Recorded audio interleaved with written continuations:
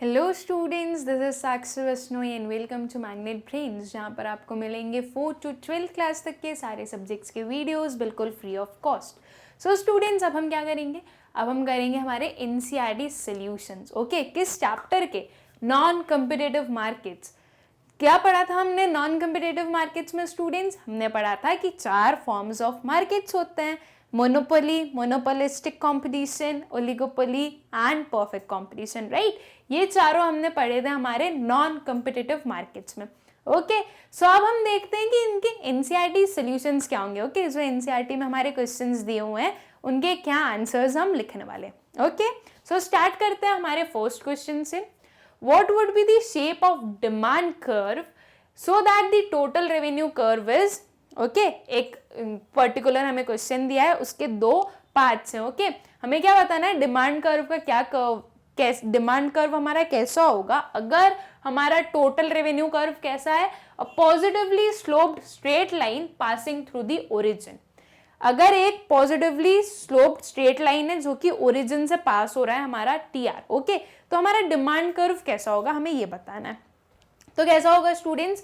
Demand curve और AR curve will be horizontally straight line parallel to X axis because positively sloped straight line TR curve passing through origin indicates that price or AR remains constant at all levels of output. Okay, so demand curve students हमारा कैसा होगा? Demand curve होगा हमारा horizontal straight line parallel to X axis. क्यों होगा students ये?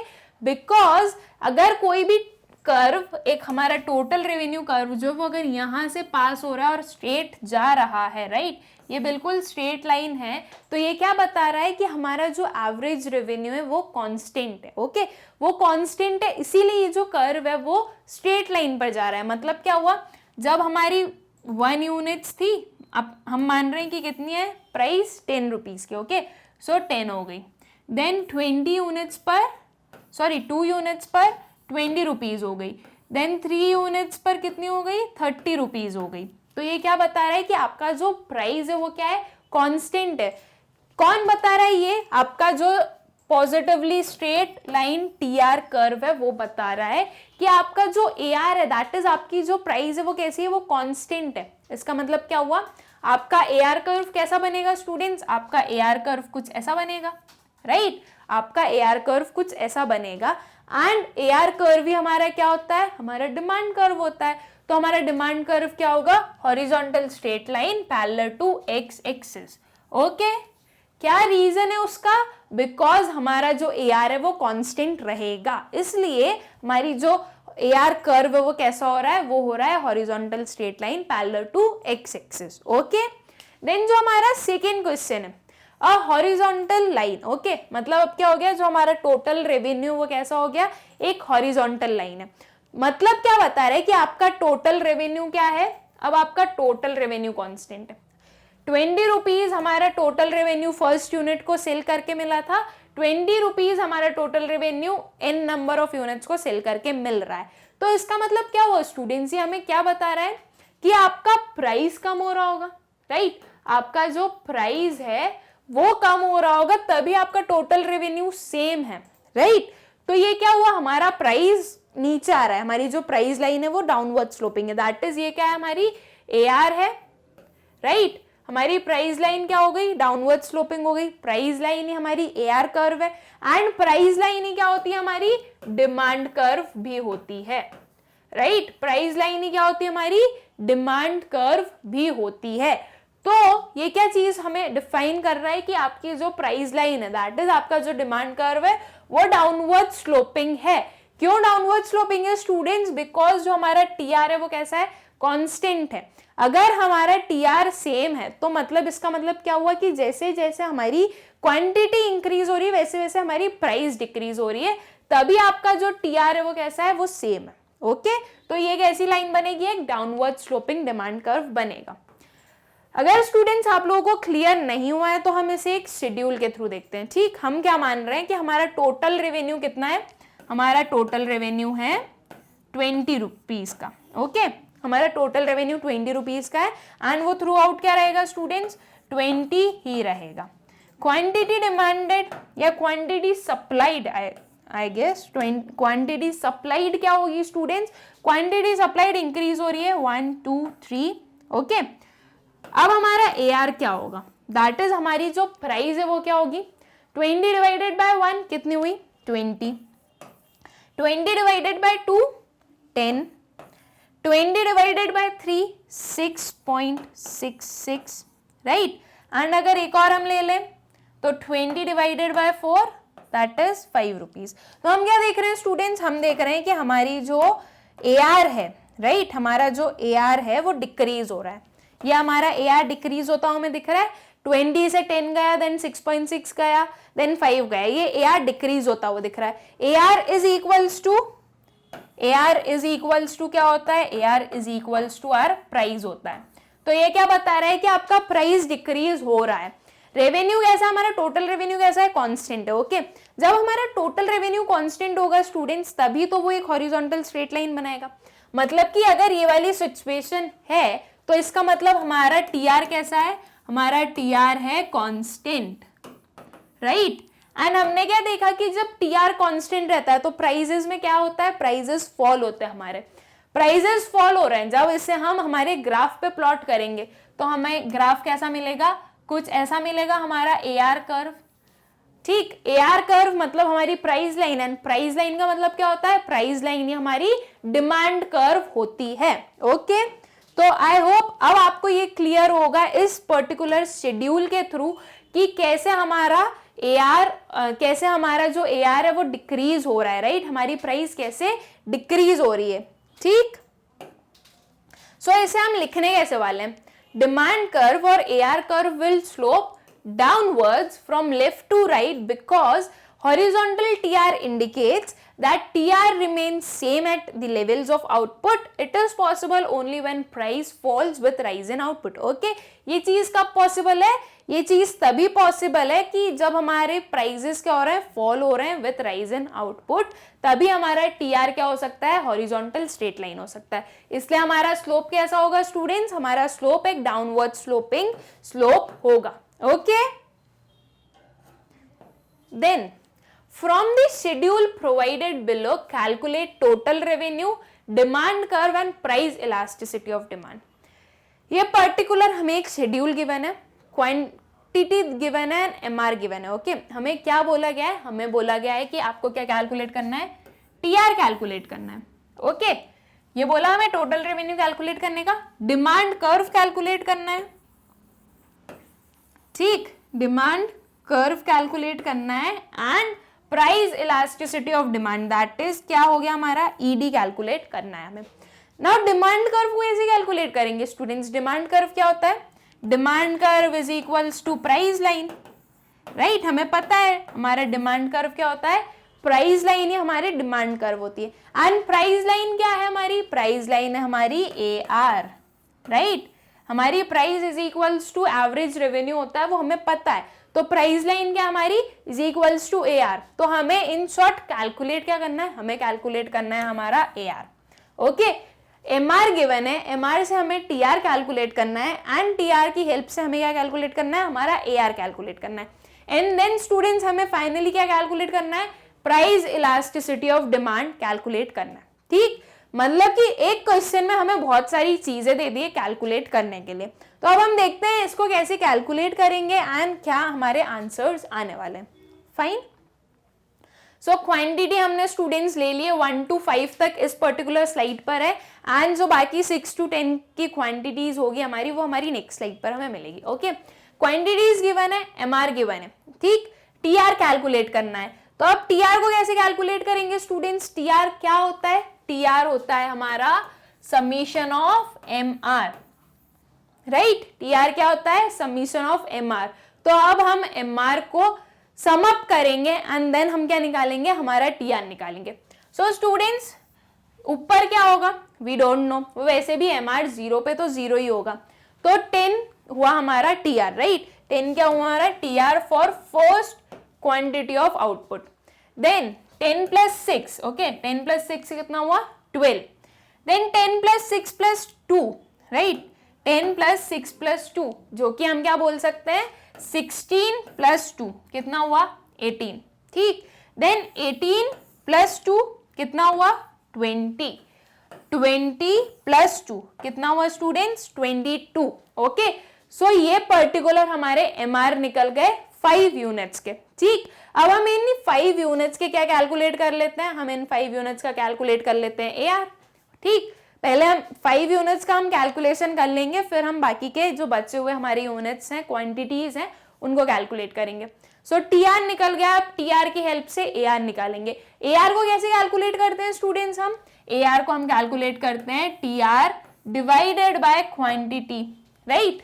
TR हमारे पास है, क्वांटिटी हमारे पास है, हमें क्या करना है, हमें बस दोनों को डिवाइड ही तो करना है, राइट। बहुत ईजी है, दोनों को डिवाइड करके हमारा क्या निकल जाएगा, हमारा निकल जाएगा AR। तो फर्स्ट यूनिट के लिए 10 डिवाइडेड बाय 1 कितना हुआ 10, right. Then 16 divided by 2, okay, 16 divided by 2 कितना होगा 8, fine. Then 18 divided by 3, okay, कितना हुआ 6, 20 divided by 4 5 and 22 divided by 5 4.5, okay. ये पर्टिकुलर हमारे एवरेज रेवेन्यू हमने कैलकुलेट कर दिए, ओके। TR गिवन था, क्वांटिटी गिवन थी, हमें बस दोनों को डिवाइड करना था। हमने क्या कैलकुलेट कर लिया, हमने कैलकुलेट कर लिया हमारा एवरेज रेवेन्यू, ठीक। अब स्टूडेंट्स इसके अलावा और क्या बोला था हमें बोला था कि आपको क्या कैलकुलेट करना है, इलास्टिसिटी ऑफ डिमांड कैलकुलेट करना है, okay. So elasticity of demand क्या होती है, change in Q upon change in P into P divided by Q, right. तो अब मतलब कि हमारे पास होना चाहिए quantity and price. Quantity given है, प्राइस क्या हुआ AR, राइट। AR ही हमारा प्राइस होता है, तो प्राइस क्या हुआ हमारा AR, ठीक। तो अब हमारे पास क्वांटिटी है, प्राइस है, हम निकाल सकते हैं हमारा ED इजीली, ओके। तो फर्स्ट यूनिट पर हमारा ED हम कैलकुलेट नहीं कर सकते, क्यों नहीं कर सकते स्टूडेंट्स, बिकॉज हमें इसके ऊपर का कुछ भी नहीं पता है। हम चेंज इन क्वांटिटी या चेंज इन P भी निकालेंगे तो कुछ नहीं होगा। जो हमारी क्वांटिटी है ये वाली, ये क्या हो जाएगी, ये हो जाएगी 0, एंड जब 0 को हम डिवाइड करेंगे किसी भी नंबर से तो वो नंबर, वो पर्टिकुलर इक्वेशन को हम सॉल्व नहीं कर सकते एंड वो अनडिफाइंड हो जाएगी, इसलिए फर्स्ट पर कुछ भी नहीं है हमारी, ठीक। देन उसके बाद में क्या होगा, उसके बाद में हम इससे कैलकुलेट करते हैं चेंज इन Q 2 - 1, राइट। अभी हमारी इनिशियल क्वांटिटी क्या है स्टूडेंट्स, इनिशियल हमारी ये है, न्यू क्वांटिटी हमारी ये है, राइट। सो Q1 माइनस Q किया हमने, 2 - 1 किया तो क्या आया 1, दैट इज क्या है हमारा ये change in quantity. Then change in price, okay, change in price क्या होगा स्टूडेंट्स, ये हमारा इनिशियल प्राइस है, ये हमारा न्यू प्राइस है, राइट। चेंज इन प्राइस 8 - 10 कितना आया, वो 2 आया, ओके। देन प्राइस P, हमारा इनिशियल P क्या है स्टूडेंट्स, हमारा इनिशियल P है 10, तो 10 divided by Q, initial Q क्या है स्टूडेंट्स, इनिशियल Q है 1, तो ये क्या आया 1, राइट। तो क्या आया हमारा 1/2 मल्टीप्लाई बाय 10/1। जब हम इसे सॉल्व करेंगे तो हमारा क्या आंसर आया 5, हमारा आंसर आया, राइट। ये 5 क्या आया हमारा ED आया, जब 2 यूनिट्स क्वांटिटी है तब हमारा प्राइस इलास्टिसिटी ऑफ डिमांड क्या आई 5 आई, ओके। नाउ स्टूडेंट्स आप लोग बोल रहे होंगे कि मैम ये जो P है, चेंज इन P, वो माइनस में आएगा, राइट, बिकॉज हमने 8 - 10 किया है तो वो माइनस आना चाहिए। तो ये स्टूडेंट्स वो माइनस आना चाहिए, लेकिन हमें पता है कि हम इलास्टिसिटी में जो माइनस का साइन होता है उसे इग्नोर करते हैं, राइट। उसे क्यों इग्नोर करते हैं, बिकॉज हमें पता है कि जब इलास्टिसिटी ऑफ डिमांड पूछा है तो वो माइनस होगी because of inverse relationship between price and quantity, right. पर उस माइनस के साइन को हम इग्नोर करते हैं, ये चीज हमने पढ़ी है हमारी इलास्टिसिटी ऑफ डिमांड में, ठीक। तो इस पर्टिकुलर की हमारी इलास्टिसिटी निकल गई 5, ओके। अब हम नेक्स्ट की इलास्टिसिटी फाइंड आउट करते हैं। अब हमारे Q1 एंड P1 चेंज हो जाएंगे। अब Q क्या हो गया स्टूडेंट्स, Q हो गया हमारा 2 units, Q1 that is new quantity demanded कितनी हुई 3 यूनिट्स की, ओके। इनिशियल प्राइस कितना हुआ स्टूडेंट्स 8 रुपीज का, एंड न्यू प्राइस कितना हुआ हमारा, न्यू प्राइस हुआ हमारा 6 रुपीज का, ओके। सो अब चेंज इन Q क्या होगा 3 - 2, 1 हमारा चेंज इन क्यू है। ओके, चेंज इन पी क्या होगा स्टूडेंट्स, 6 माइनस 8। ओके, 2 आया, 6 माइनस 8 2 आया, into initial P, right, P क्या है हमारा 8 है, तो 8 एंड क्यू, क्यू क्या है स्टूडेंट्स, क्यू है हमारा 2। ओके, ये हमने पुट किए, इसको जब हमने सॉल्व किया तो क्या आया हमारा आंसर, हमारा आंसर आया 2, राइट। जब हम इस पर्टिकुलर को सॉल्व करेंगे, सिंप्लीफाई करेंगे, तो क्या आंसर आएगा, 2 आएगा। आई होप आप लोगों को पता होगा इसे सिंप्लीफाई कैसे करना है, राइट। पहले 2 एंड 8 को कट किया, कैंसिल किया, देन 4 एंड 2 को कैंसिल किया, तो क्या आंसर आ गया, 2 आ गया हमारा। ठीक, तो ये आ गई हमारी नेक्स्ट की इलास्टिसिटी ऑफ डिमांड। अब ये सेम प्रोसीजर हम सब में करेंगे। अब हमारा क्यू क्या बन गया, हमारी इनिशियल क्वांटिटी बन गई 3, न्यू क्वांटिटी बन गई हमारी 4। ओके, इनिशियल प्राइस क्या बन गई स्टूडेंट 6 एंड न्यू प्राइस क्या बन गई हमारी 5। Okay, now change in Q, change in Q क्या है, new quantity minus initial quantity, 4 minus 3 कितना है वो 1। Then change in price, new price minus initial price, that is 5 minus 6 क्या है वो 1। ओके, फिर पी, पी क्या है स्टूडेंट्स हमारा, पी है हमारा 6, राइट, ये पी क्या है हमारा 6, तो वो क्या हो गई हमारी 6 हो गई। देन क्यू, क्यू क्या है स्टूडेंट्स, ये हमारा क्यू है 3, वो 3 हमने पुट कर दिया। जब हमने इस पर्टिकुलर को सॉल्व किया तो ये हमारा आंसर आ गया 2। ओके, तो हमारी इलास्टिसिटी ऑफ डिमांड क्या हुई, हमारी इलास्टिसिटी ऑफ डिमांड हुई 2, राइट। अब हमें नेक्स्ट की इलास्टिसिटी ऑफ डिमांड को कैलकुलेट करना है, फिर से हम चेंज कर देंगे, ये वो बन गया हमारा Q एंड ये बन गया हमारा Q1, राइट। P क्या हो गया अब हमारा, अब हमारा P बन गया ये एंड P1 बन गया ये। Okay, so change in Q, change in Q क्या है students, 5 minus 4 that is 1। Okay, change in P, change in P क्या है स्टूडेंट्स, 4.5 माइनस 5 कितना होगा वो 0.5। ओके, देन P, P कितना है स्टूडेंट्स, P है हमारा 5 रुपीज का, तो P हमने क्या पुट किया 5। देन Q, Q कितना है स्टूडेंट्स 4 यूनिट्स का, तो Q हमने पुट किया। ओके, जब इस पर्टिकुलर को सॉल्व किया तो हमारे पास क्या आया 2.5। ओके, 2.5 क्या हमारी इलास्टिसिटी ऑफ डिमांड है। ओके, तो स्टूडेंट्स ये हमने क्या कैलकुलेट कर ली, ये हमने TR, AR and elasticity of demand calculate कर ली हमारी 5 यूनिट्स की। ओके, जो पहली 5 यूनिट्स थी उसके लिए हमने कैलकुलेट कर ली। TR हमें कैलकुलेट करने को बोला था, AR का मतलब होता है हमारा डिमांड कर्व, तो वो हमने कैलकुलेट किया एंड हमने हमारी इलास्टिसिटी ऑफ डिमांड को कैलकुलेट किया। ठीक, अब हम जो बाकी के हमारे बचे हुए यूनिट्स हैं उनकी हम कैलकुलेशन करेंगे। ओके, तो ये क्या है स्टूडेंट्स, ये है हमारी क्वांटिटी। ओके, ये है हमारा MR, ये क्या है हमारा TR, then we have AR और ये है हमारा price elasticity of demand. Okay, ED।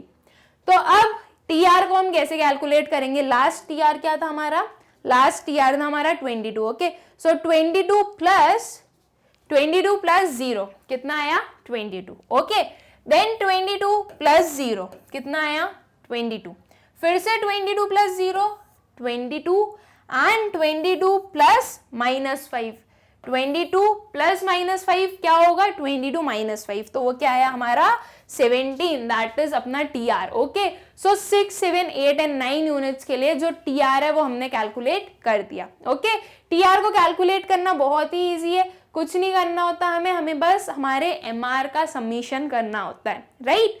तो अब TR हो गया, अब हमें क्या कैलकुलेट करना है AR। ओके, हमारी जो एवरेज रेवेन्यू है वो हम कैलकुलेट करेंगे। सो एवरेज रेवेन्यू कैसे करेंगे students, TR divided by quantity demanded. Okay, so 22 divided bye 6 3.6। Okay, 22 divided bye 7 3.1, 22 divided bye 8 2.7 and 17 divided by 9 कितना हुआ 1.9।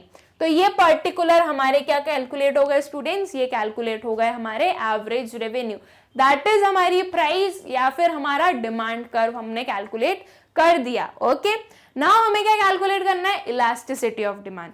ठीक, इलास्टिसिटी ऑफ डिमांड को कैसे कैलकुलेट करते हैं हम, change in Q divided by change in P into P divided by Q, right. So अब change in Q क्या होगा स्टूडेंट्स, ये जो 6 है ये क्या है हमारा, ये है हमारा Q1 एंड ये जो 3.56 है ये क्या है हमारा P1। अब हमारे P और Q क्या है स्टूडेंट्स, वो हम लास्ट वाली स्लाइड में देख कर आते हैं। ओके, Q क्या होगा हमारा, Q होगा हमारा 5 एंड P1 कितना होगा 4.5। ओके, सो अब हम पहले इसे नोट डाउन कर लेते हैं। हमारा Q क्या है, हमारा Q है 5 एंड P क्या है स्टूडेंट्स, P है 4.5। ओके, ये दो नंबर्स हमने लास्ट वाली स्लाइड से अभी लेकर आए। ठीक, सो अब चेंज इन Q क्या होगा, 6 minus 5 that is 1। Okay, change in P क्या होगा स्टूडेंट्स, 3.6 minus 4.5। ओके, तो जब आप इसे माइनस करेंगे तो क्या आएगा 0.9। ओके, इनटू P क्या है स्टूडेंट्स, हमारा P है 4.5, तो ये 4.5 हमने नोट डाउन किया एंड Q क्या है 5। ओके, तो ये 5 हमने नोट डाउन किया। ये क्या बन गया हमारा, ये बन गया हमारा elasticity of demand is equals to 1। Okay, जब उसे हमने सॉल्व किया तो हमें क्या मिली, हमारी इलास्टिसिटी मिली जो कि कितनी हो गई, 1 हो गई है। ओके, तो अब ये हमने कैलकुलेट कर लिया। वैसे ही हम अभी ये जैसे अभी तक हम करते आ रहे थे वही हम सेम करते जाएंगे नीचे भी। ओके, तो अब बाकी को कैसे कैलकुलेट करेंगे, अब हमारे जो Q एंड P है वो चेंज हो जाएंगे, Q1 एंड P1 चेंज हो जाएंगे। अब Q1 क्या हो जाएगा, Q1 हो जाएगा ये, Q हो जाएगा ये, राइट, P1 होगा ये एंड P होगा ये। ठीक, so now change in Q 7 minus 6 1, वो हमने लिख दिया। Change in P P1 minus P, right, 3.1 minus 3.6 कितना होगा 0.5। ओके, देन P कितना है 3.6, तो वो हमने पुट किया एंड Q कितना है स्टूडेंट 6। ओके, तो ये 6 हमने पुट किया। जब हम इस सबको सॉल्व करेंगे तो क्या आएगी, हमारी इलास्टिसिटी ऑफ डिमांड आएगी जो कितनी आई 1.2। ओके, अब फिर से हमारे Q एंड P चेंज हो गए, राइट, फिर से क्या हो गया, हमारे Q एंड P चेंज हो गए। अब P बना ये एंड P1 बन गया ये, राइट, अब Q हो गया ये एंड Q1 हो गया ये। ओके, अब इसकी हम इलास्टिसिटी कैलकुलेट करेंगे।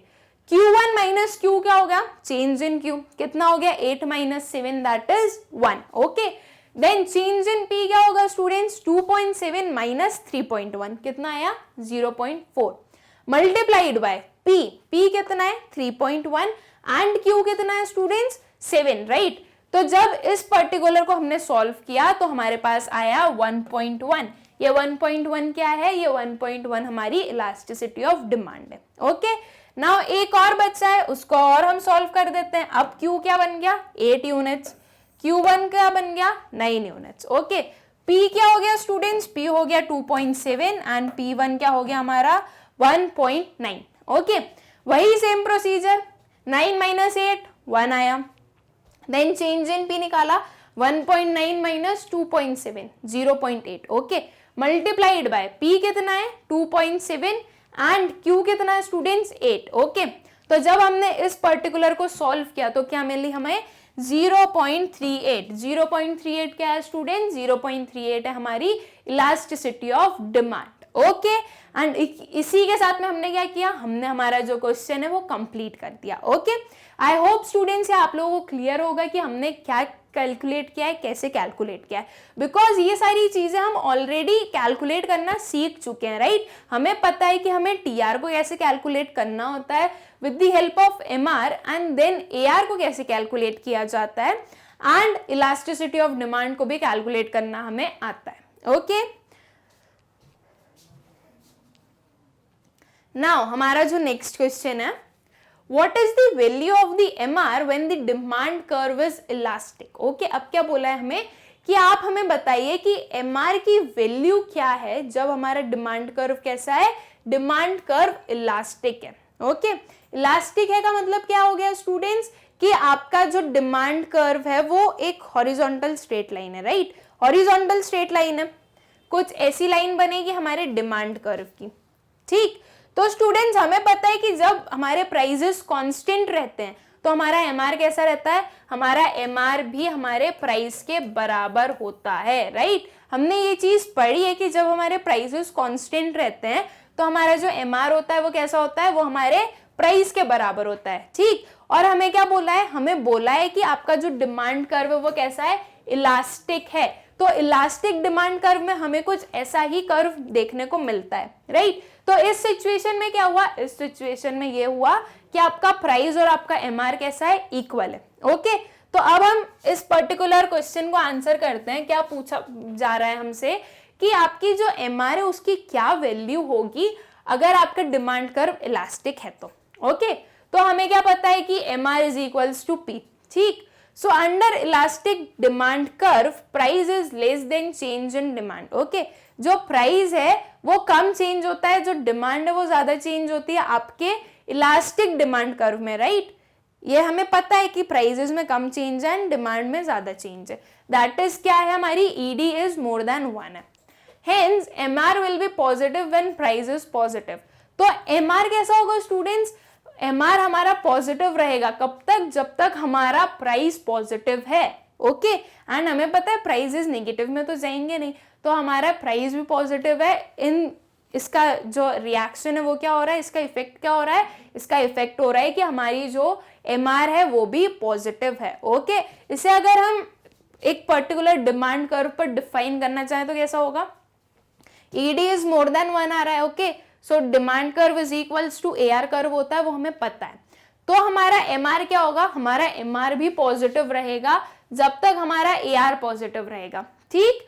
तो क्या वैल्यू होगी हमारे MR की students, MR will be positive when price is positive, okay. Now question number 4th, a monopoly firm has a total fixed cost of ₹100 and has the following demand schedule। अब हमें क्या given है students, total fix cost given है 100 rupees की and एक demand schedule given है, उसमें हमें क्वांटिटी एंड प्राइसेस गिवन है, ओके। अब हमें करना क्या है, find the short run equilibrium quantity, price and total profit. हमें क्या निकालना है, short run equilibrium price, quantity and total profit. What would be the equilibrium in the long run, और लॉन्ग रन में क्या इक्विलिब्रियम होगा वो बताना है। In case the total cost was ₹1000, describe the equilibrium in short run and in long run. Okay, अब हमें क्या बोला गया है कि मान लीजिए कि आपकी जो टोटल कॉस्ट है वो 1000 रुपीज है, तो अगर 1000 रुपीज आपकी टोटल कॉस्ट है तो फिर आपका इक्विलिब्रियम और शॉर्ट रन, इक्विलिब्रियम क्या होगा शॉर्ट रन में और लॉन्ग रन में, ओके। तो हम देखते हैं इसे हम कैसे फाइंड आउट करेंगे, ठीक। पहले हमारे पास क्या गिवन है स्टूडेंट्स, क्वांटिटी गिवन है, प्राइस गिवन है and total fix cost given है ₹100 की, ओके। तो हम पहले क्या कैलकुलेट करेंगे, हम पहले कैलकुलेट करेंगे हमारा TVC एंड TC, ओके। ये सारी चीजें हम कैलकुलेट करेंगे, हमारा प्रॉफिट कैलकुलेट करेंगे, ओके। फिर हम देखेंगे कि कैसे हमारी इक्विलिब्रियम पोजीशन हम बता सकते हैं। तो स्टूडेंट्स क्वांटिटी गिवन थी हमारे पास में, प्राइजेस गिवन थे, ओके। इन दोनों को मिला के हमने क्या कैलकुलेट कर लिया, हमने कैलकुलेट कर लिया हमारा TR को कैलकुलेट करना क्यों है, बिकॉज हमें हमारा प्रॉफिट बताना है, ओके। इसलिए हमने हमारा TR कैलकुलेट किया। TR को कैसे कैलकुलेट करेंगे students, quantity into price, okay. हमें पता है कि TR को कैसे कैलकुलेट करते हैं, क्वांटिटी कितनी आप सप्लाई कर रहे हो और किस प्राइस पे कर रहे हो, दोनों का मल्टीप्लीकेशन कर दो तो आपका TR निकल जाएगा, ओके। सो TR निकालते हैं हम पहले। तो TR क्या है हमारा, 1 into 100 that is 100, 2 into 90 180, 3 into 80 240, 4 into 70 280 and 5 into 60 that is 300, ठीक। ये हमारा टोटल रेवेन्यू गिवन है हमारे पास में, ओके। मतलब हमने कैलकुलेट कर लिया with the help of price and quantity. Now students total fix cost हमें पता है 100 रुपीज की, ये हमारे पास क्वेश्चन में गिवन था पहले ही कि आपकी जो टोटल फिक्स कॉस्ट है वो कितनी है 100 रुपीज की, ओके। टोटल वेरिएबल कॉस्ट के बारे में हमें कुछ भी गिवन नहीं है, ओके। हमें कुछ भी गिवन नहीं है हमारे टोटल वेरिएबल कॉस्ट के बारे में, तो हमने क्या किया, उसे 0 मान लिया, ठीक। तो अब हमारा टोटल कॉस्ट कितना निकला स्टूडेंट्स, टोटल कॉस्ट क्या होता है TFC प्लस TVC, राइट। जब आप TFC और TVC को ऐड करते हो तो आपको क्या मिलता है, तो आपको मिलता है TC, राइट। तो हमने 100 में 0 का एडिशन किया तो हमें क्या मिलेगा, 100 मिलेगा। ये क्या निकली, हमारी टोटल कॉस्ट निकली, okay. Now total profit calculate करना है हमें, ओके। सो टोटल प्रॉफिट को कैसे कैलकुलेट करते हैं, TR minus TC, right. Total revenue minus total cost करके हमारा टोटल प्रॉफिट कैलकुलेट करते हैं हम, ओके। सो टोटल प्रॉफिट कितना होगा हमारा 100 माइनस 100 कितना हुआ 0.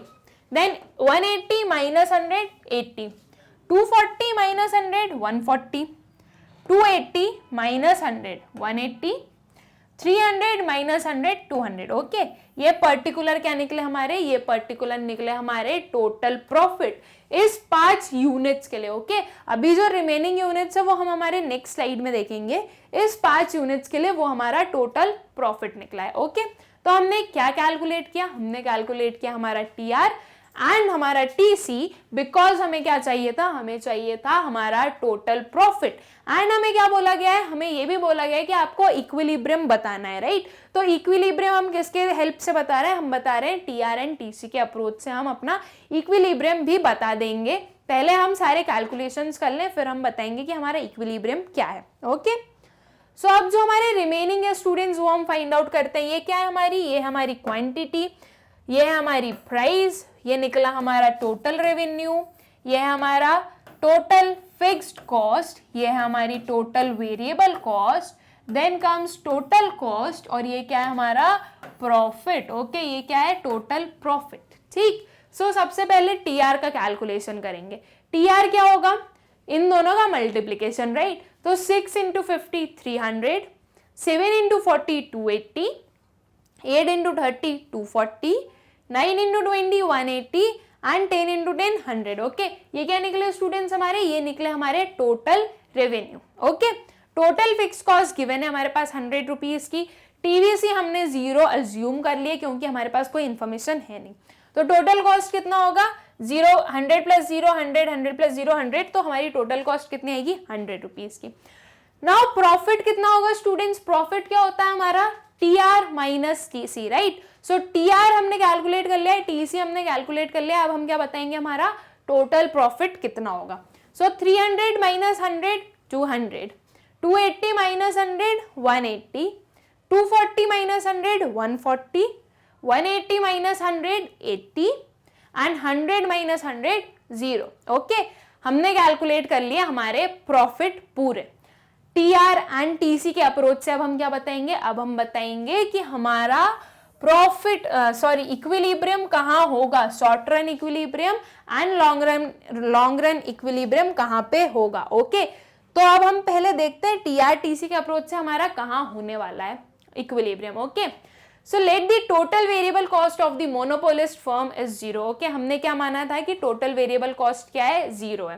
Then now the profit will be maximum where TR is maximum. अब प्रॉफिट कहाँ पे मैक्सिमम होगा स्टूडेंट्स, जहां पे हमारा टीआर मैक्सिमम हो. ओके, जहां पे टोटल रेवेन्यू मैक्सिमम होगा वहां पे हम देखेंगे कि हमारा प्रॉफिट भी मैक्सिमम है.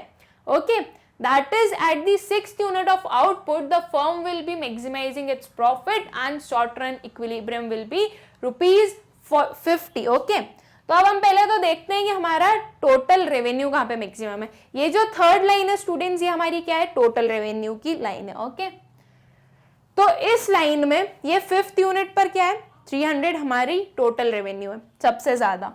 एंड 6th यूनिट पर भी ये वाली जो लाइन है ये टोटल रेवेन्यू की है, इसमें 300 6th यूनिट पर सबसे ज्यादा हमारा टोटल रेवेन्यू. ओके, अब हम प्रॉफिट देखते हैं स्टूडेंट्स. ओके, प्रॉफिट हमारी लास्ट वाली लाइन है. प्रॉफिट 6th यूनिट पर कितना है 200 यूनिट्स का, एंड प्रॉफिट हमारा 5th यूनिट पर कितना है वो भी 200 यूनिट्स का ही है. ओके, तो हम क्या मान रहे हैं कि ये जो हमारी पर्टिकुलर है वो हमारा मैक्सिमम प्रॉफिट है. क्यों, बिकॉज इसके बाद में हमारा प्रॉफिट क्या हो रहा है कम हो रहा है, राइट. तब तो हमारा प्रॉफिट कांस्टेंट था, 5th एंड 6th में तो हमारा प्रॉफिट कांस्टेंट था, लेकिन अब हमारा प्रॉफिट इस पॉइंट के बाद में रिड्यूस होने लग गया है. मतलब कि ये वाला जो है ये क्या है हमारा मैक्सिमम प्रॉफिट है. ठीक, तो मैक्सिमम प्रॉफिट है मतलब कि ये वाली जो लाइन है हमारी 6 यूनिट्स जब हम 6 यूनिट्स जब सेल करेंगे तो जो ये हमारा टोटल रेवेन्यू वो कैसा है वो मैक्सिमम है. ओके, हमारा टोटल रेवेन्यू कब मैक्सिमम है स्टूडेंट्स, जब हम 6 यूनिट सेल करेंगे. किस प्राइस पर 50 रुपीज पर. ओके, तो हमारा क्या होगा, हमारा होगा टीआर मैक्सिमम. ठीक, अब हमें आगे क्या बोला जा रहा है कि equilibrium price, short run equilibrium price क्या होगा students, short run equilibrium price होगा हमारा 50. क्यों 50 होगा? Because according to TR and TC approach, जहां पर हमारा टीआर मैक्सिमम हो वो क्या होता है? वो हमारा इक्विलिब्रियम पॉइंट होता है, राइट? तो 50 जो रुपीज है वो हमारा इक्विलिब्रियम प्राइस हो जाएगा। ओके, सो प्रॉफिट कितना हो गया उस पॉइंट पर? TR minus TC, that is 300 minus 100, 200। 200 का प्रॉफिट अभी हम देख के आए थे कि 6th यूनिट पे 200 रुपीज का प्रॉफिट हो रहा है। ठीक, अब हमें क्या बोला था क्वेश्चन में कि अगर आपका जो टोटल कॉस्ट है वो 1000 रुपीज का हो जाए तो फिर आपका इक्विलिब्रियम कहाँ होगा, राइट?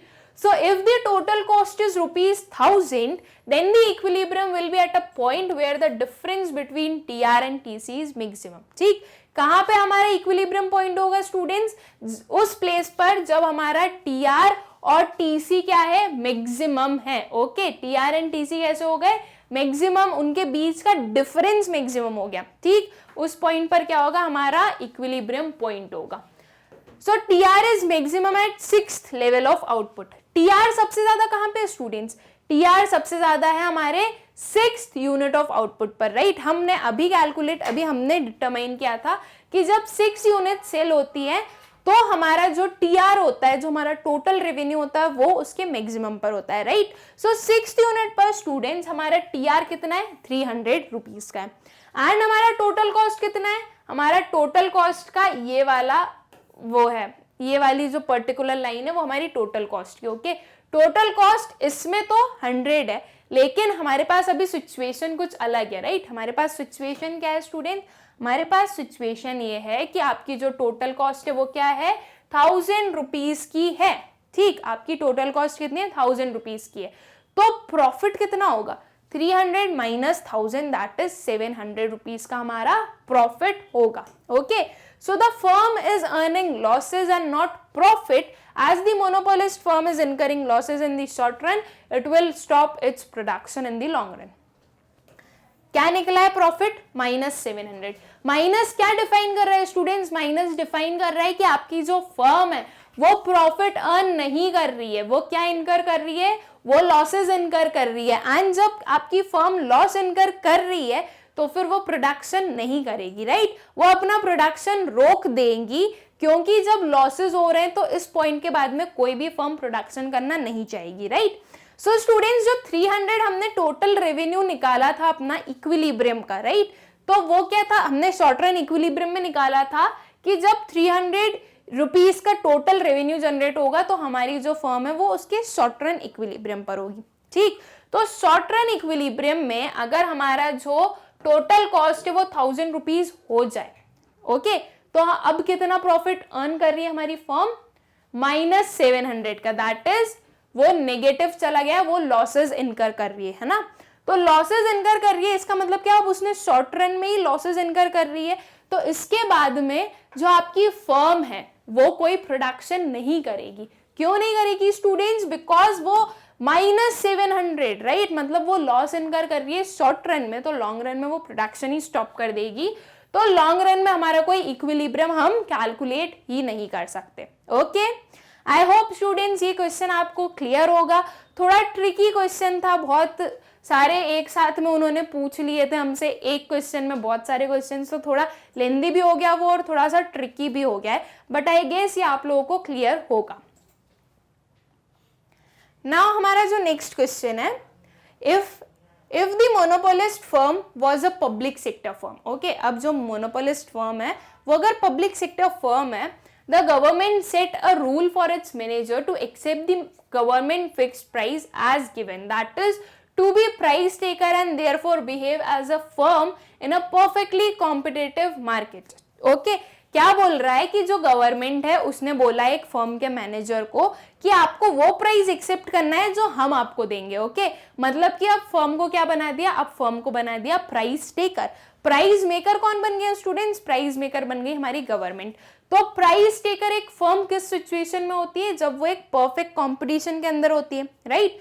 तो अब जो हमारी फर्म है वो क्या हो गई है?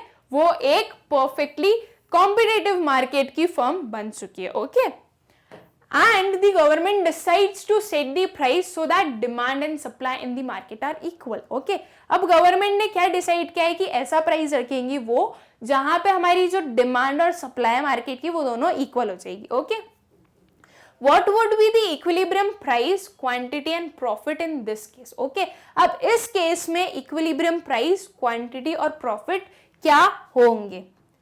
तो वो क्या होने वाले हैं स्टूडेंट्स, अब उसका आंसर हम देते हैं. Right, if the government sets a rule for the public sector firm to accept the fixed prices, then the monopoly firm will have to behave like a perfectly competitive firm and will be a price taker. Okay, ये सारी चीजें क्या हुई है, ये सारी चीजें तो हमने हमारे क्वेश्चन में से ही उठा के लिख दी. राइट, हमारे आंसर को बड़ा बनाने के लिए हमने ये सारी चीजें अपनी क्वेश्चन में से उठा के लिख दी है. ठीक, अब आगे क्या है. In this case, the price fixed PE as set by the government will equate the demand and supply, which will determine the equilibrium point E. Okay, अब क्या होगा, एक प्राइस फिक्स किया गया है PE. ओके, ये किसने फिक्स किया है स्टूडेंट्स, ये गवर्नमेंट ने फिक्स किया है. ये क्या इक्वेट कर देगा, हमारी डिमांड एंड सप्लाई को इक्वेट कर देगा. मतलब कि इस पर्टिकुलर प्राइस पे हमारी डिमांड और सप्लाई क्या हो जाएगी, इक्वल हो जाएगी एक दूसरे के. तो ये जो जहां पे ये हमारी डिमांड और सप्लाई इक्वल होगी वो उस पॉइंट, वो एक इक्विलिब्रियम पॉइंट होगा और उसको हम कैसे डिफाइन कर रहे हैं, एक कैपिटल ई से डिफाइन कर रहे हैं. At the price PE, the firm earns normal profit, that is zero economic profit. Okay, इस पॉइंट पर PE पॉइंट पर जो हमारी फर्म है वो नॉर्मल प्रॉफिट अर्न कर रही है. मतलब कि ना वो ज्यादा प्रॉफिट अर्न कर रही है ना वो लॉस अर्न कर रही है. इतना प्रॉफिट है, इतना रेवेन्यू वो अर्न कर रही है कि वो अपनी जो फंक्शनिंग है वो कंटिन्यू रख सके. ओके, तो इक्विलिब्रियम प्राइस क्या हो गई, हमारी हो गई PE fixed by the government. Okay, equilibrium quantity क्या हो गई, QE and profit is equals to our normal profit. ये पर्टिकुलर हमने क्या बनाया है, ये पर्टिकुलर हमने एक ग्राफ बनाया. इसमें हमने क्या किया स्टूडेंट्स, ये डिमांड कर्व है DD एंड ऐसे ऐसे हमारा सप्लाई कर्व. ओके, ये दोनों जहां पे मीट कर रहे हैं इस पॉइंट पर, E पॉइंट पर, ये E पॉइंट क्या है स्टूडेंट्स, ये E पॉइंट है हमारा इक्विलिब्रियम पॉइंट. राइट, जहां पे ये दोनों मिल रहे हैं वो क्या हो गया, हमारा इक्विलिब्रियम लेवल हो गया.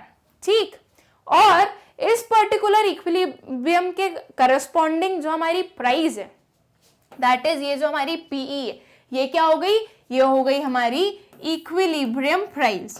राइट, ये क्या है हमारी इक्विलिब्रियम प्राइस.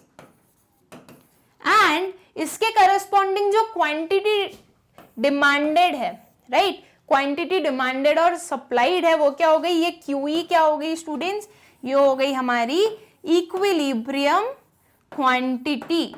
ओके, ये क्या हो गई, इक्विलिब्रियम क्वांटिटी.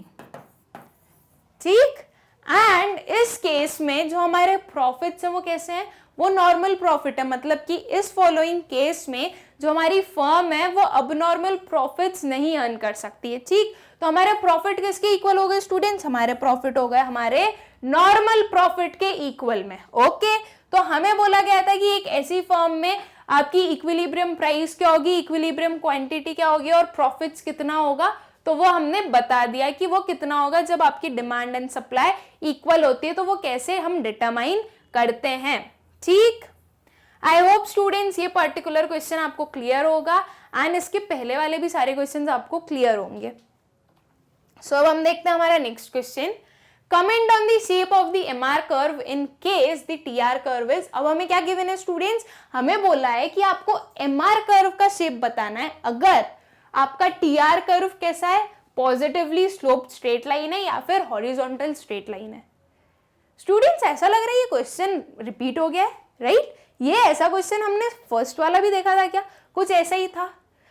माइट भी आपके जो NCERT वाले हैं उनसे कुछ मिसप्रिंट हो गया होगा या फिर कुछ माइन्यूट सा डिफरेंस होगा दोनों क्वेश्चंस में, लेकिन दोनों का मतलब एक ही हो रहा है. राइट, वहां पे हमें बोला गया था कि आप डिमांड कर्व बताइए कि डिमांड कर्व कैसा है, यहाँ पे हमें बोला है MR कर्व कैसा है. राइट, आप लोगों ने मेरी बात मान ली, मैंने बोला कि सेम हो गए तो आपने बोला हाँ सेम हो गए. सेम नहीं हुए स्टूडेंट्स, वहां पे हमसे पूछा था कि आपके डिमांड कर्व का शेप बताइए. यहाँ पे हमसे क्या पूछा गया है, यहाँ पे हमसे पूछा गया है कि MR कर्व का शेप बताइए. ओके, तो अब हमें क्या बताना है, अब हमें बताना है हमारे MR कर्व का शेप अगर हमारा TR curve positively sloped straight line है तो. ओके अगर एक पॉजिटिवली स्लोप स्ट्रेट लाइन है स्टूडेंट्स, मतलब कि ऐसा है हमारा टी आर कर्व, तो हमारा एम आर कैसा होगा, हमारा एम आर कैसा होगा, ये क्या बता रहा है कि आपका जो टी आर है वो कांस्टेंट रेट से बढ़ रहा है, राइट। पहले वो 10 से बढ़ा, फिर वो 10 से बढ़ा, फिर वो 10 से बढ़ा, फिर वो 10 से बढ़ा, तो ये क्या बता रहा है कि आपका एम आर क्या होगा, आपका एम आर 0 होगा, राइट। क्यों, बिकॉज ये 10 से बढ़ रहा है, ये पहले कितना था, ये पहले था 10, देन हुआ 20, देन हुआ 30, देन हुआ 40, इसके बीच का डिफरेंस क्या है 10, 10 एंड 10, क्या हुआ, ये कांस्टेंट एमआर है, राइट। तो कांस्टेंट एमआर जब होता है तो हमारा एमआर कर्व कैसा होता है स्टूडेंट्स, हमारा एमआर कर्व होगा horizontal straight line parallel to X axis, right. क्यों, क्योंकि हमारा एमआर कांस्टेंट है, हमने क्या देखा, हमारा एमआर कितना है 10 है, राइट। तो जब आप इस 10 को प्लॉट करोगे ग्राफ पे, मान लीजिए 10 यहाँ पे आ रहा है, राइट, तो ये जो 10 है वो ऐसा रहेगा, ये क्या बता रहा है आपका, ये बता रहा है आपका एमआर कर्व, कि आपका एमआर कर्व कैसा होगा, ये स्ट्रेट लाइन, ये जो straight line horizontal parallel to X axis बन रही है, ये क्या है, आपकी एमआर है। क्यों, कांस्टेंट क्यों है, क्योंकि आपका T R positively sloped straight line है, वो स्ट्रेट लाइन है, मतलब वो क्या बता रहा है कि वो एक कांस्टेंट नंबर से बढ़ रहा है, okay. So MR curve will be a horizontal straight line parallel to x-axis because positively sloped or because TR is positively sloped at every level of output. Okay? Then second क्या है, horizontal straight line. आपका जो TR है वो कैसा है, horizontal straight line है, मतलब कि अब TR क्या हो गया है, अब हमारा जो TR है वो constant हो गया है, right? हमारा TR कांस्टेंट हो गया है, इसका मतलब अब हमारा MR कैसे रिएक्ट करेगा, अब हम देखते हैं MR कैसे रिएक्ट करेगा। When TR curve is horizontal straight line, MR will be 0. 0 क्यों होगा स्टूडेंट्स, मान लीजिए ये 10 रुपीज, ओके, 10 रुपीज पर हमारा TR क्या हो गया, कांस्टेंट हो गया, मतलब कि हर एक लेवल पर हमारा TR कैसा है, हमारा TR है 10 10 10, राइट। अब हमारा MR क्या निकलेगा, 10 minus 10 0, 10 minus 10 0, 10 minus 10 0, राइट। तो MR क्या हुआ हमारा, MR हुआ हमारा 0। MR 0 क्यों हुआ स्टूडेंट्स, बिकॉज हमारा TR कांस्टेंट है, राइट। तो जब हमारा TR एक हॉरिजॉन्टल स्ट्रेट लाइन बना रहा है तो हमारा MR will be 0, okay. It happens because horizontal TR indicates that TR remains same at all levels of output, okay. It is possible only when revenue from additional unit sold, that is MR is 0। MR curve coincides with x axis, okay. हमारा जो MR curve है वो क्या हो गया, वो यहाँ पे चल रहा है, ये हमारा MR कर्व, मतलब ये 0 पे हमारा MR कर्व है, 0 लेवल ऑफ आउटपुट पे भी 0, 1 लेवल ऑफ आउटपुट पे 0, 2 लेवल ऑफ आउटपुट पे 0, ये जो एक्स एक्सिस है उसी के ऊपर हमारा क्या है, MR कर्व भी है, ओके। अब देखते हैं हमारा next question. The market demand curve of a commodity and the total cost of the monopoly firm producing the commodity is given by the schedules below. Use the information to calculate the following. Okay. अब students क्या है, हमारे पास एक schedule given है, उसमें क्या given है, market demand curve given है, okay, and total cost given है, ठीक है। अब हमें क्या calculate करना है, हमें calculate करना है ये 4 चीजें, क्या है ये, दी MR एंड MC शेड्यूल्स, मतलब कि हमारे पास गिवन क्या है, पहले हम ये देखते हैं। डिमांड कर्व का मतलब क्या होता है, AR, राइट। टोटल कॉस्ट का मतलब क्या होता है, TC, राइट। ये दोनों गिवन है, इसका शेड्यूल अभी नेक्स्ट स्लाइड पर हम देखेंगे, पहले हम ओरली समझ लें क्वेश्चन क्या है, ओके। सो AR गिवन है, TC गिवन है, हमें क्या बोला है students, calculate the MR and MC schedules. MR and MC schedules हम कैलकुलेट कर सकते हैं इन दोनों की हेल्प से, यस हम कर सकते हैं। AR से निकलेगा हमारा TR एंड TR से हम कैलकुलेट करेंगे हमारा MR, राइट, एंड TC से हम कैलकुलेट करेंगे हमारा MC, ओके। तो MR एंड MC शेड्यूल्स हम बता देंगे। The quantities for which MR and MC are equal, अब क्या बताना है कि ये दोनों कब इक्वल होंगे, ठीक, वो भी हम बता देंगे। The equilibrium quantity of output and the equilibrium price of the commodity, okay. अब हमें क्या बताना है स्टूडेंट्स, एक इक्विलिब्रियम क्वांटिटी बताना है आउटपुट की और इक्विलिब्रियम प्राइस बताना है, ओके। मतलब कि इन शॉर्ट हमें बताना है कि हमारा जो पर्टिकुलर फर्म है वो उसके इक्विलिब्रियम पोजीशन पर कब पहुंचेगा, ठीक। The total revenue, total cost and total profit in equilibrium. Equilibrium पर कितना टोटल रेवेन्यू जनरेट होगा, कितनी टोटल कॉस्ट इनकर होगी और कितना टोटल प्रॉफिट होने वाला है वो भी हमें बताना है। ओके, सो स्टूडेंट्स अब हम इसे सॉल्व करते हैं, राइट। हम फर्स्ट क्वेश्चन से स्टार्ट करेंगे इसे सॉल्व करना एंड कॉन्सिक्वेंटली हमारे सारे क्वेश्चन सॉल्व होते जाएंगे, ठीक। ओके, सो ये जो पर्टिकुलर हमें शेड्यूल्स गिवन है स्टूडेंट्स, ये हमारा क्वेश्चन है, ठीक। हमें क्या गिवन है, क्वांटिटी एंड प्राइस दिया हुआ है एंड क्वांटिटी एंड कॉस्ट दिया हुआ है, ठीक। मतलब ये जो 1 2 3 4 8 क्वांटिटीज हैं, क्वांटिटीज सेम है, क्वांटिटी गिवन है, प्राइस गिवन है एंड कॉस्ट गिवन है। अब हमें कैलकुलेट क्या करना है स्टूडेंट्स, हमें बोला गया है कि MR एंड MC कैलकुलेट करना है, ठीक। एंड फिर उसके बाद वाले जो भी क्वेश्चंस है कि आप बताइए कि क्या कब इक्विलिब्रियम होगा, कब वो दोनों इक्वल होंगे, वो सारी चीजें हम बताएंगे। ओके, सो हम अपना सॉल्व करते हैं। ये क्वेश्चन क्या है स्टूडेंट्स, ये particular question. Okay, so quantity given है, प्राइस गिवन है, okay, and total cost given है। ये तीन जो चीजें हैं वो हमारे पास ऑलरेडी गिवन है। अब हमने क्या कैलकुलेट किया, हमने कैलकुलेट किया हमारा TR। ओके, सबसे पहले हमने क्या कैलकुलेट किया, TR कैलकुलेट किया। TR को क्यों कैलकुलेट करेंगे स्टूडेंट्स, बिकॉज हमें क्या चाहिए, हमें चाहिए हमारा MR, राइट। तो हमें अगर मार्जिनल रेवेन्यू चाहिए तो उसके लिए हमारे पास टोटल रेवेन्यू होना चाहिए। ओके, सो टोटल रेवेन्यू को हम कैसे कैलकुलेट करेंगे, price into quantity, right. Price into quantity करेंगे, प्राइस को हम AR भी बोलते हैं। तो जब हम इन दोनों का मल्टीप्लीकेशन करेंगे तो हमारे पास क्या आ जाएगा, हमारे पास हो जाएगी हमारी टोटल रेवेन्यू। ओके, तो पहले हम कैलकुलेट करते हैं हमारी total revenue. 0 into 52 that is 0, okay, then 1 into 44 44, 2 into 37 74, 3 into 31 93, 4 into 62 104, 5 into 22 110, 5 into 19 114, 5 into 16 112 and 8 into 13 104।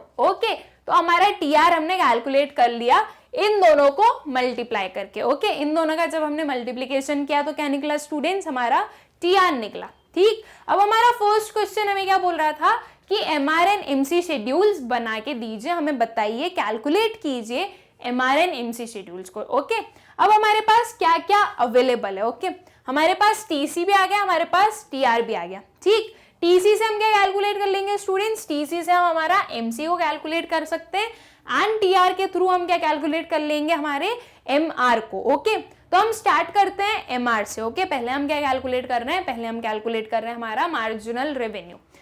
MR को कैसे कैलकुलेट करते हैं स्टूडेंट्स, आई होप आप सभी को याद होगा एंड आप सभी को आता है कि इसे कैसे सॉल्व करते हैं। हम ये क्वेश्चंस हम काफी कर चुके हैं, हमने सीख लिया है कि इन्हें कैसे हमें सॉल्व करना होता है, ठीक। फिर भी हम करते हैं, एक एक स्टेप बाय स्टेप उसे करते जाएंगे।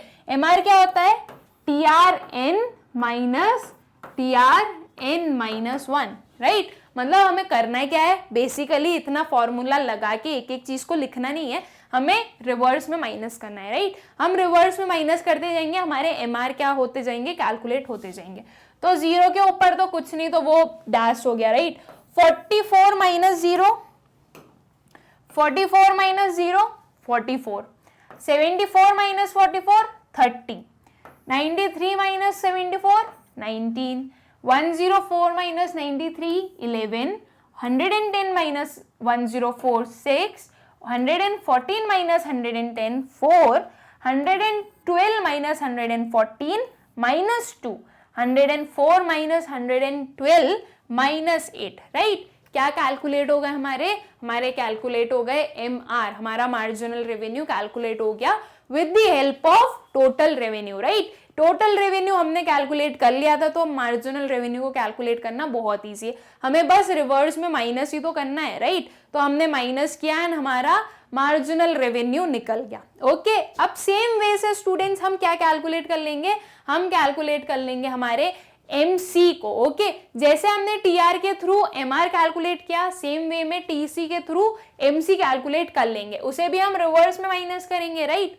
10 के ऊपर वाली कॉस्ट हमें पता नहीं है, इसलिए जो फर्स्ट वाला है वो हमने क्या किया, उसे हमने डैश कर दिया, बिकॉज हम वो डिफाइन नहीं कर सकते। ओके, देन उसके बाद में क्या हुआ, 60 minus 10 50, 90 minus 60 30, 100 minus 90 10, 102 minus 100 2, 105 minus 2 3, 109 minus 105 4, 115 minus 109 6 and 125 minus 105 10. Okay, तो क्या कैलकुलेट हो गया हमारा कैलकुलेट हो गया marginal cost with the help of our total cost. Okay, total cost की हेल्प से हमने क्या निकाल लिया, मार्जिनल कॉस्ट निकाल लिया. अब इस पर्टिकुलर शेड्यूल में हमने हमारा एमआर बता दिया, हमने हमारा एमसी बता दिया, राइट. हमारा जो ए वाला क्वेश्चन था वो क्या था स्टूडेंट्स, वो था कि आप हमें MR and MC schedules calculate करके बताइए, right. So MR and MC schedules हमने कैलकुलेट करके बता दिए, फाइन. तो हमारा जो 7A था वो हमने कैलकुलेट कर दिया, वो हमारा सोल्यूशन कंप्लीट हो चुका है. ओके, नाउ अब हम क्या सॉल्व करेंगे हमारा 7B. ओके, 7B में क्या है स्टूडेंट, 7B में हमें बोला गया था कि आप बताइए कि कहां पे एमआर एंड एमसी इक्वल हो रहे हैं. तो कहां पर एमआर एंड एमसी इक्वल हो रहे हैं स्टूडेंट्स, हम इन दोनों शेड्यूल्स में देखेंगे. ओके, हमें इस पूरे टेबल से अब कोई मतलब नहीं है, हमारे पास ये दो शेड्यूल्स हैं, हम इसमें देखते हैं कि हमारा एमआर और एमसी कहां पे इक्वल हो रहा है. सो स्टूडेंट्स 44 एंड 50 हमें पता है कि ये इक्वल नहीं है, लेकिन 30 एंड 30, राइट, ये 30 एंड 30 हमें दिख रहा है कि ये दोनों इक्वल है यहाँ पे. देन ये इक्वल नहीं है, ये भी नहीं है, ये भी नहीं है. 4 एंड 4 भी इक्वल हो रहा है, राइट. तो कहां पे हमारे MR is equals to MC हो रहा है, ये हो रहा है हमारा 2 यूनिट्स ऑफ आउटपुट पर और 6 यूनिट्स ऑफ आउटपुट पर. ओके, ये दो जगह पे हमारा जो मार्जिनल रेवेन्यू वो किसके बराबर है, वो हमारे मार्जिनल कॉस्ट के बराबर है. ठीक, अब स्टूडेंट्स ये चेक करते हैं हम कि इन दोनों में से हमारी जो प्रोड्यूसर है, जो फर्म है, वो उसके इक्विलिब्रियम पर कौन सी पोजीशन पर है.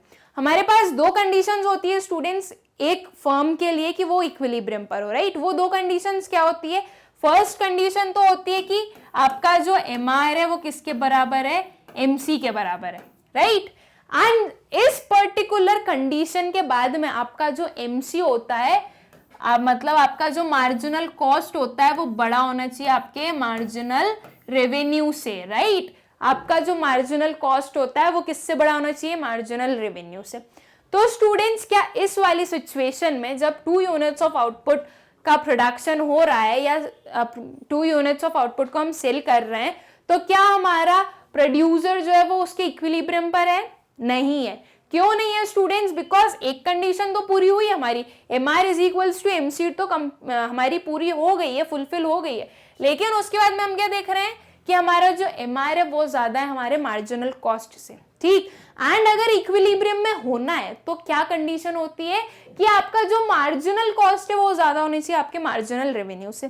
तो इस पर्टिकुलर पॉइंट पे तो हमारी जो मार्जिनल कॉस्ट है वो छोटी हो रही है, राइट. क्या इसके बाद में वो पॉसिबल हो रहा है क्या, तो यस हम देख सकते हैं -2 एंड 6, राइट. -2 छोटा नंबर हो गया, 6 बड़ा नंबर हो गया, मतलब कि 6 दैट इज जो हमारी मार्जिनल कॉस्ट है वो क्या हो रही है स्टूडेंट्स, वो हो रही है greater than our marginal revenue, right. हमारी मार्जिनल कॉस्ट ज्यादा है हमारी मार्जिनल रेवेन्यू से. तो इस पॉइंट पर मतलब कि 6 यूनिट्स ऑफ आउटपुट पर हमारा जो प्रोड्यूसर है वो उसके इक्विलिब्रियम पर है. ओके, तो हमें उसका इक्विलिब्रियम पॉइंट भी पता चल गया कि 6 लेवल ऑफ आउटपुट पर हमारा जो एक प्रोड्यूसर है वो कहां पे, उसके इक्विलिब्रियम पर है. ओके, तो अब क्वेश्चन क्या था कि आपका एमआर और एमसी कहां पे इक्वल हो गया. At 2 units and 6 units MC is equals to MR. Okay, but a producer will be at equilibrium at 6 unit as after 6 units marginal cost becomes greater than marginal revenue, right. ये चीज अभी हम देख के आए कि 6 यूनिट्स पर जो हमारा प्रोड्यूसर होगा वो कहां होगा, वो उसके इक्विलिब्रियम पर होगा. ओके, देन अब जो हमारा 7C है, ओके, 7C क्या बोल रहा है, 7C हमसे बोल रहा है कि आपका जो एक प्रोड्यूसर है वो कब कौन से यूनिट पर इक्विलिब्रियम पर है, इक्विलिब्रियम प्राइस बताइए एंड इक्विलिब्रियम क्वांटिटी बताइए. ओके, तो equilibrium is achieved when MR is equals to MC and after this MC becomes greater than MR. Okay, ये दो कंडीशंस पूरी होनी चाहिए, ठीक. अब हमारा प्रोड्यूसर जो है वो इक्विलिब्रियम पर कब है, 6 यूनिट्स पर. इक्विलिब्रियम क्वांटिटी क्या हुई स्टूडेंट्स, 6 यूनिट्स हुई equilibrium quantity and equilibrium price क्या होगी, मतलब कि 6 यूनिट्स के करस्पॉन्डिंग में जो भी प्राइस होगी स्टूडेंट्स उसे हम क्या बोलेंगे कि वो इक्विलिब्रियम प्राइस है। ओके, तो अब इक्विलिब्रियम प्राइस क्या है, 6 यूनिट्स के करस्पॉन्डिंग कौन सी प्राइस है, 19 रुपीज की। तो इक्विलिब्रियम प्राइस क्या हुई स्टूडेंट्स, इक्विलिब्रियम प्राइस हुई 19 रुपीज। ओके, जो भी हमारी इक्विलिब्रियम यूनिट निकलती है उसके करस्पॉन्डिंग में जो भी आपकी प्राइस होगी वो क्या होगी, वो आपकी इक्विलिब्रियम प्राइस होगी। 6 यूनिट्स निकली थी हमारी इक्विलिब्रियम क्वांटिटी, तो उसके करस्पॉन्डिंग में 19 रुपीज थी, जो कि क्या हुई हमारी equilibrium price. Okay, then total profit बताना है हमें, राइट। हमारा जो 7D था वो क्या था कि आप हमें बताइए कि टोटल प्रॉफिट कितना अर्न हो रहा है इक्विलिब्रियम पे। ओके, सो टोटल प्रॉफिट को हम कैसे कैलकुलेट करते हैं students, TR minus TC, right. जो टोटल रेवेन्यू होता है उसमें से हम डिडक्ट करते हैं हमारी टोटल कॉस्ट को, तो हमारा क्या निकलता है, तो हमारा निकलता है टोटल प्रॉफिट। ओके, सो अब total revenue and total cost कितना है वो हमें कैसे पता चलेगा, वो हमें पता चलेगा इस पर्टिकुलर शेड्यूल से। 6 यूनिट्स पर आपका जो टोटल रेवेन्यू वो कितना है, 114 एंड आपकी टोटल कॉस्ट कितनी है, 109। ओके, तो इक्विलिब्रियम था 6 यूनिट पर, तब आपका total revenue 114 and total cost है 109, तो प्रॉफिट कितना निकलेगा, इन दोनों को माइनस करके, दैट इज 114 माइनस 109 जब आप करेंगे स्टूडेंट्स तो क्या आएगा आपका, तो आएगा आपका प्रॉफिट, कितना प्रॉफिट आया, 5 रुपीज का प्रॉफिट आया। ओके, तो आई होप स्टूडेंट्स ये पर्टिकुलर क्वेश्चन आप लोगों को क्लियर होगा। हमारे पास क्या गिवन था, हमारे पास गिवन था quantity, price and total cost, right. हमें क्या बोला गया कि MR एंड MC कैलकुलेट कीजिए, तो हमने क्या किया, पहले हमने प्राइस एंड क्वांटिटी की हेल्प से TR को कैलकुलेट किया, राइट। देन TR को कैलकुलेट करने के बाद में हमने क्या किया, TR के थ्रू MR को कैलकुलेट किया एंड TC के थ्रू MC को कैलकुलेट किया। ओके, अब हमारे पास MR MC आ गए। अब हमने MR MC के शेड्यूल को देख के क्या बताया कि हमारा इक्विलिब्रियम पॉइंट कहाँ पे होगा। ओके, वो इक्विलिब्रियम पे जो प्राइस करस्पॉन्डिंग है वो क्या होता है, वो हमारा इक्विलिब्रियम प्राइस होता है, राइट। एंड टोटल प्रॉफिट क्या हो जाएगा हमारा, जो उस इक्विलिब्रियम जो हमारी क्वांटिटी निकली है वो उसके करस्पॉन्डिंग में जो हमारा TR और TC है वो क्या हो जाएगा हमारा, वो हो जाएगा हमारा टोटल प्रॉफिट। ठीक, इजी सा क्वेश्चन था, बस लेंदी था और मुझे पता है ये क्वेश्चन आपको सॉल्व करते आता है, राइट। ऐसे क्वेश्चंस हमने किए हैं, आप लोगों को पता है कि उसे कैसे सॉल्व किया जाता है। ओके, सो नाउ स्टूडेंट्स हम हमारा देखते हैं next question. Will the monopolist firm continue to produce in the short run if the loss is incurred at the best short run level of output. क्या बोला जा रहा है कि एक मोनोपोलिस्ट फर्म क्या अपना प्रोडक्शन कंटिन्यू रखेगा शॉर्ट रन में, जो जब उसके जो लॉसेस हैं वो कितने हैं, वो उसके best short run level of output पर है। मतलब कि जितना मैक्सिमम उसका आउटपुट हो सकता है शॉर्ट रन में, तब उसके क्या हो रहे हैं, तब वो लॉसेस इनकर कर रहा है। तो क्या वो उस पॉइंट के बाद में कोई भी प्रोडक्शन करेगा, तो उसका आंसर क्या होगा स्टूडेंट्स, वो हम देखते हैं। A monopolist firm can earn losses in the short run if the price is less than the minimum of AC. Okay, but if the price falls below the minimum of ABC, then the monopolist will stop production. The firm will continue to produce when the prices is between the minimum of ABC and the minimum of AC. ठीक, क्या होगा students, एक monopolist firm जो है वो कब losses इनकर करेगी, जब उसका प्राइस किससे कम है, एवरेज कॉस्ट से कम है। मतलब कि उसका जो AR है वो किससे कम है, AC से कम है। ठीक, तब वो लॉसेस इनकर करती है। लेकिन वो उसके लॉसेस अगर जब चले गए ABC के नीचे, मतलब कि एवरेज वेरिएबल कॉस्ट के नीचे अगर उसका AR चला गया, उसका प्राइस एवरेज वेरिएबल कॉस्ट के भी नीचे चला गया, तो एक जो प्रोड्यूसर है वो प्रोडक्शन स्टॉप कर देगा। वो क्यों प्रोडक्शन स्टॉप कर देगा स्टूडेंट्स, बिकॉज अब उसके लॉसेस इतने ज्यादा हैं कि वो कोई भी चीज प्रोड्यूस करेगा तो वो उसे इनकम जनरेट नहीं करवाएगी, वो और लॉस में जाता जाएगा। इसलिए वो कब अपना प्रोडक्शन रोकता है एक प्रोड्यूसर शॉर्ट रन में, जब उसका जो प्राइस होता है वो किससे कम हो जाए, ABC से कम हो जाए तब। ओके, नाउ अब हम देखते हैं हमारा 9th question. Explain why the demand curve facing a firm under monopolistic competition is negatively sloped. बहुत ही इजी सा क्वेश्चन है, राइट। क्या बोला है हमें कि आप बताओ हमें कि आपका जो डिमांड कर्व है अंडर मोनोपोलिस्टिक कंपटीशन वो डाउनवर्ड स्लोपिंग क्यों होता है, वो नेगेटिवली स्लोप्ड क्यों होता है। तो इसका आंसर बहुत क्लियर है स्टूडेंट्स, बहुत ही इजी है। क्यों डाउनवर्ड स्लोपिंग होता है, बिकॉज अगर आपको ज्यादा प्रोडक्ट सेल करने तो आपको प्राइजेस कम करनी पड़ेगी, राइट। जब प्राइजेस कम होती है तभी जो हमारी डिमांड है वो इंक्रीज होगी, okay.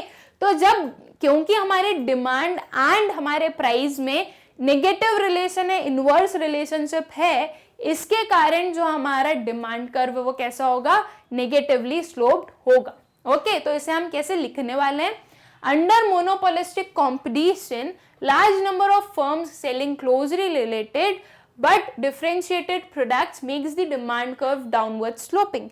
It implies that a firm can sell more output only by reducing the price of its output. Okay, ये क्या imply कर रहा है कि एक फर्म कब आपके ज्यादा आउटपुट सेल कर सकती है, सिर्फ उसी कंडीशन में जब आपके प्राइसेस आप कम कर दें आपके प्रोडक्ट के, ओके। इसलिए जो हमारा डिमांड कर्व होता है वो कैसा होता है स्टूडेंट्स, वो नेगेटिवली स्लोप्ड होता है, वो डाउनवर्ड स्लोपिंग होता है, ठीक। अब देखते हैं हम हमारा 10th क्वेश्चन, राइट।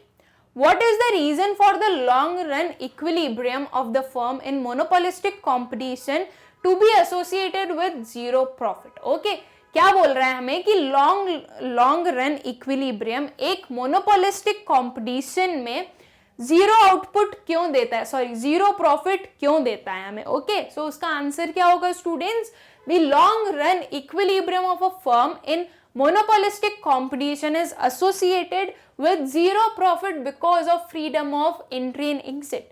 क्योंकि यहाँ पे जो मोनोपोलिस्टिक फर्म्स होती है वहां पे क्या होता है, freedom of entry and exit, right. मतलब कि कोई भी फर्म इजीली एंटर कर सकती है या इजीली एग्जिट कर सकती है, राइट। तो अगर कोई भी एक मोनोपोलिस्टिक कंपटीशन में अगर कोई भी मार्केट ज्यादा प्रॉफिट अर्न करेगा तो क्या होगा, जो दूसरी फर्म्स होगी वो भी उस पर्टिकुलर सेक्टर में एंटर करेगी, राइट। जब फर्म्स बढ़ेंगी, सप्लाई बढ़ जाएंगे एंड इवेंचुअली क्या होगा, प्राइजेस कम होते जाएंगे, ओके। तो इसके कारण क्या होगा कि आपके प्राइजेस कम हो रहे हैं, इसका मतलब आपके आप जो एक्स्ट्रा प्रॉफिट अर्न कर रहे थे वो वापस नीचे आ गया, आप वापस कहाँ आ गए, आप वापस नॉर्मल प्रॉफिट्स पर आ गए, राइट। इसके कारण हमारी जो मोनोपोलिस्टिक कंपटीशन होती है वो लॉन्ग रन इक्विलिब्रियम में जीरो प्रॉफिट अर्न करती है, मतलब कि नो प्रॉफिट नो लॉस वाली सिचुएशन हो जाती है। क्यों, because of freedom of entry and exit, okay. So under monopolistic competition firms are free to enter into or exit from the industry at any time they wish. It ensures zero profit or absence of abnormal profits in the long run, right? हमने ये चीज पढ़ी है ना students कि जो monopolistic competition होता है उसमें abnormal profits and abnormal losses दोनों एब्सेंट होते हैं, मतलब वो दोनों इनकर नहीं किए जाते हैं। अबनॉर्मल प्रॉफिट्स क्यों नहीं कर रहे हैं, बिकॉज फ्रीडम ऑफ एंट्री है। अगर किसी भी एक फर्म ने अबनॉर्मल प्रॉफिट अर्न करना स्टार्ट किया, दूसरे फर्म्स इंटर मार लेंगे, राइट, दूसरे फर्म्स एंट्री कर लेंगे एंड वो जो अबनॉर्मल प्रॉफिट है उसको कहाँ ले आएंगे, वापस नॉर्मल प्रॉफिट में, ओके। तो इसलिए हमारी मोनोपोलिस्टिक कंपटीशन में लॉन्ग रन में जीरो प्रॉफिट होता है, ओके। नाउ अब देखते हैं हम हमारा next question, list the 3 different ways in which oligopoly firms में बिहेव। ओलिगोपोली फर्म्स कैसे बिहेव कर सकती है, 3 डिफरेंट वेज बताने हमें, ओके। तो क्या हो सकते हैं स्टूडेंट्स वो 3 डिफरेंट वेज, कार्टेल। कार्टेल का मतलब क्या होता है, कार्टेल का मतलब होता है कि एक ग्रुप फॉर्म कर लेना, राइट। 2-4 फर्म्स मिलकर एक ग्रुप फॉर्म कर लिया है उन लोगों ने, तो उसका मतलब क्या होता है, कार्टेल होता है। तो कार्टेल में हम क्या लिखेंगे, in order to avoid undue competition, oligopolist firms may engage in formal agreements or contracts. This will not only allow them to maximize their total profits together, but also capture a significant market portion. Okay, cartel form करने से क्या होगा students, cartel form करने से जो हमारी सारी firms हैं उनका प्रॉफिट तो बढ़ेगा ही एक साथ में, लेकिन वो एक बहुत सारा पोर्शन, बहुत सारा मार्केट का शेयर कैप्चर कर लेंगे, ओके। तो 2-3 फर्म्स ने मिलकर सोचा कि हम एक ग्रुप बना लेते हैं एंड हम एज अ ग्रुप वर्क करेंगे, ओके। तो ये क्या हुआ, ओलिगोपोलिस्ट में हुआ कि उन्होंने कार्टेल फॉर्म कर लिए। Informal understanding, Each firm may decide on its own how much units of output is to be produced for maximizing its individual profit, assuming that other firms would not change their strategies and decisions regarding the units of output to be produced. Okay, एक informal understanding होती है हर एक firms के बीच में, मतलब कि क्या वो लोग बोलकर नहीं बताते हैं कि नहीं ठीक है, कोई फॉर्मल रिटर्न में नहीं चल रहा है कि नहीं आपको इतना ही प्रोडक्शन करना है, आपकी यही स्ट्रैटेजीज होंगी, आपकी यही प्राइसेस होगी, ऐसा नहीं होगा। एक इनफॉर्मल अंडरस्टैंडिंग रहती है बिटवीन डिफरेंट फर्म्स। ओके, वो लोग सोचते हैं कि इतना अगर मैं पर्टिकुलर इंडिविजुअली आउटपुट का प्रोडक्शन कर रहा हूं तो मेरा प्रॉफिट क्या हो जाएगा, मैक्सिमाइज हो जाएगा। एंड वो ये चीज मानता है कि जो बाकी की फर्म्स हैं उसी पर्टिकुलर मार्केट में वो भी अपनी स्ट्रैटेजीज में कोई चेंजेस नहीं लाने वाले हैं। ओके, तो ये एक काइंड ऑफ इनफॉर्मल अंडरस्टैंडिंग वो लोग क्रिएट कर लेते हैं। ठीक, then advertisements and differentiated products. It may happen that the firms realize that price competition will leave them nowhere and consequently they emphasize more on advertising their products. क्या होता है कि ये जो फर्म्स हैं उन्हें ऐसा लगता है कि प्राइस कंपटीशन करने से कोई मतलब नहीं है, राइट? प्राइस कंपटीशन अगर वो लोग करेंगे तो उसका कोई अच्छा सा सोल्यूशन निकलेगा नहीं। इसलिए जो फर्म्स होती है वो क्या सोचती है, वो सोचती है कि वो एडवर्टीजमेंट्स पे ज्यादा एम्फसाइज करे, राइट? वो एडवर्टीजमेंट्स के थ्रू जो मार्केट है उसे कैप्चर करे, जो कंज्यूमर्स है उन्हें कैप्चर करे एंड प्राइसेस में वो चेंजेस ना करें। Okay, it will enable them to capture the minds of consumers and indirectly increase their market portion. Okay, ये एडवर्टीजमेंट के थ्रू क्या होगा, ये एडवर्टीजमेंट के थ्रू वो इनडायरेक्टली कंज्यूमर्स के माइंड को कैप्चर करेंगे, एक मार्केट में एक सिग्निफिकेंट शेयर को कैप्चर करेंगे एंड उनका जो आउटपुट है वो इंक्रीज होगा, उनकी जो सप्लाई है वो इंक्रीज होगी और कॉन्सिक्वेंटली क्या इंक्रीज होगा, उनका प्रॉफिट इंक्रीज होगा। ओके, तो ये कुछ 3 वेज हमने डिफाइन कर दिए कि इस वे से, इस मैनर में जो हमारे ओलिगोपोलिस्ट फर्म्स हैं वो लोग बिहेव कर सकते हैं। ओके, ये काइंड ऑफ स्टूडेंट्स उसके फीचर्स हो गए हैं। आप फीचर्स भी लिख सकते हैं कि वो कैसे बिहेव करते हैं, राइट? मतलब कि एक के एक्शन से दूसरे पे क्या रिएक्शन होगा, कुछ इस टाइप का आपको लिखना है। ओके, ये कुछ इंटरलिंक होना चाहिए, ऐसा नहीं आपने फीचर्स में का लिख दिया फ्यू फर्म्स आपको बिहेव में नहीं लिखेंगे। ओके, बिहेव का मतलब क्या हो गया कि वो लोग कैसे एक दूसरे के साथ में मिलकर अलग अलग काम करते हैं और अलग अलग रहकर साथ में काम करते हैं। ओके, सो अब हमारा next question, what is meant by prices being rigid? How can oligopoly behaviour lead to such an outcome? Prices rigid कैसे होते हैं, मतलब क्या, प्राइस रिजिडिटी, राइट? ये चीज स्टूडेंट्स जब मैंने आप लोगों को पढ़ाई थी तब भी मैंने बोला था कि प्राइस रिजिडिटी एक इंपॉर्टेंट चीज है, राइट? प्राइस रिजिडिटी आपसे पूछा जा सकता है। तो प्राइस रिजिडिटी में हम क्या लिखेंगे, इस पर्टिकुलर क्वेश्चन में हम क्या आंसर करने वाले हैं, इसमें हम प्राइस रिजिडिटी की डेफिनेशन लिखने वाले हैं। Okay, prices being rigid or price rigidity refers to a situation in which price tends to stay fixed irrespective of changes in demand and supply condition. क्या होता है प्राइस रिजिडिटी में कि जो प्राइजेस हैं वो फिक्स रहते हैं, राइट? कुछ भी डिमांड और सप्लाई की कुछ भी कंडीशंस हो, कुछ भी सर्कमस्टेंसेस हो, कुछ भी चेंजेस हो, लेकिन जो प्राइजेस है वो कैसे रहेंगे, जो प्राइजेस हैं वो फिक्स्ड रहेंगे। ये कौन बताता है हमें, ये बताता है हमें price rigidity. Okay, so price rigidity क्या होता है कि आपके prices tends to remain same irrespective of change in your demand and supply conditions. Now, how can oligopoly behavior lead to such an outcome? Oligopoly में हम लोग price rigidity क्यों देखते हैं स्टूडेंट्स? उसका ये कारण होता है कि ये लोग बहुत ज्यादा नॉन प्राइस कंपटीशन पे बिलीव करते हैं, राइट? वो लोग प्राइसेस को नहीं चेंज करना चाहते हैं, वो लोग ओलिगोपोली फर्म्स ये सोचती है कि हम लोग नॉन प्राइस कंपटीशन से अपना जो मार्केट है उसे कैप्चर करें, मार्केट का शेयर हम कैप्चर करें। ओके, सो स्टूडेंट्स ये थे हमारे NCERT questions. Okay, NCERT questions complete हुए, विद दिस हमारा चैप्टर कंप्लीट हुआ।